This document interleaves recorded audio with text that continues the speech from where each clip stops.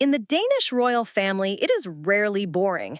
It may seem that established traditions, strict protocols, and familiar roles leave no room for surprises.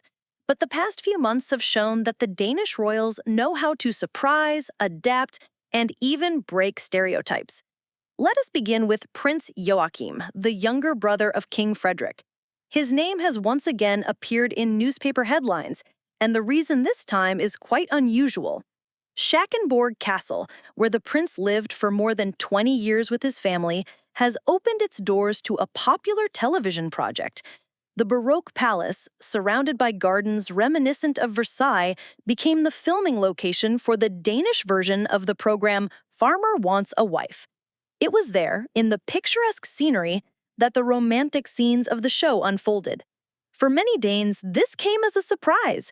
After all, Schackenborg has always been seen not only as an architectural monument, but also as Joachim's personal fortress, a place where he raised his sons, celebrated weddings, and welcomed his brother Frederick. The prince himself admitted, "Schackenborg was my home for many years and remains a place where I go for peace." But the decision to allow cameras onto the grounds of the residence turned out to be not only sentimental, but also strategic. Since the year 2014, the castle has been under the management of the Schackenborg Foundation, where Joachim and his wife, Princess Marie, serve as patrons. The goal is simple: to attract attention to the palace, open it to tourists, and ensure financial sustainability. In this way, the prince showed that even royal walls can be given new life when tradition and modernity are combined. While Joachim is focusing on developing tourism, other bright events have appeared in the royal chronicle. For example, Countess Alexandra, the former wife of the prince, suddenly burst into the world of social media. In just a few days, her new Instagram page gathered more than 20,000 followers, and she is already sharing snapshots from her family life. In recent photographs, the Countess poses with her sons, Counts Nikolai and Felix, against the backdrop of a southern French sunset. The pictures radiate warmth, coziness, and, as the Danes like to say, hygge. Special attention was drawn to the family's appearance. Alexandra herself chose a long dress in a trendy shade of buttery yellow, while her younger son Felix showed off a new short bob haircut. These photographs once again emphasized that even in a relaxed setting, the former princess knows how to preserve elegance. By the way, her eldest son, Nikolai, played a key role in her mother's first post. He arranged a stylish photo shoot for her so that the debut on social media would be as effective as possible. Nothing surprising in this. The young count already has more than 180,000 followers, and he has long been considered a rising star in the fashion industry.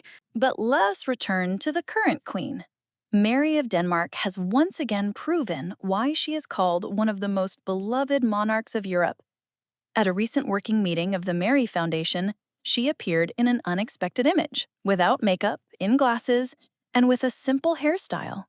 A white dress with a closed neckline, a modest golden piece of jewelry, and none of the usual gloss.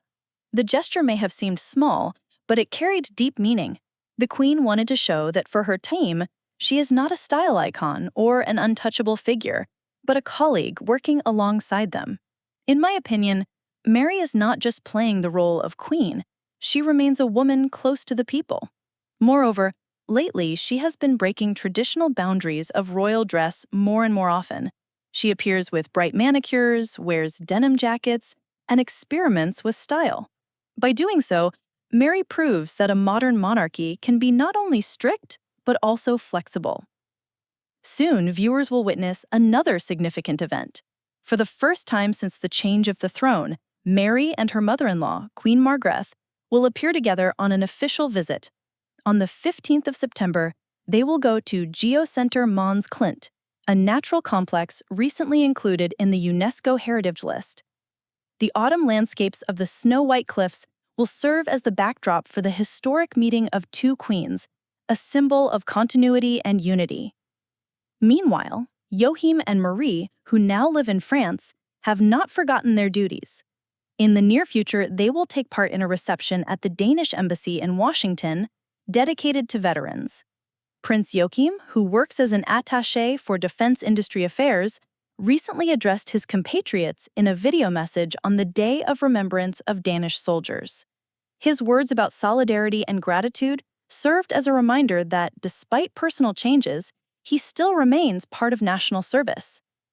All these stories, though different, come together into one picture.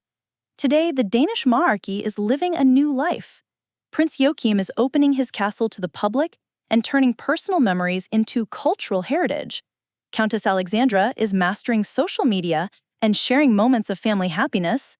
Queen Mary is breaking old boundaries, showing that closeness and sincerity are valued more than flawless makeup. And King Frederick supports her in all her endeavors. All this is not just a set of stories, it is a reflection of how the monarchy is learning to be modern, open, and human. And that means it remains close to the people who seek in it not only the glitter of crowns, but also the warmth of human lives. Friends, this is where we finish our story about the Danish royal family.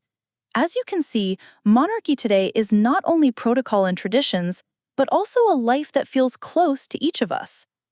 And now it is your turn. What do you think about all this? Should monarchs move with the times, or is it better to preserve the strict rules of the past? Write in the comments. Your opinion is very interesting.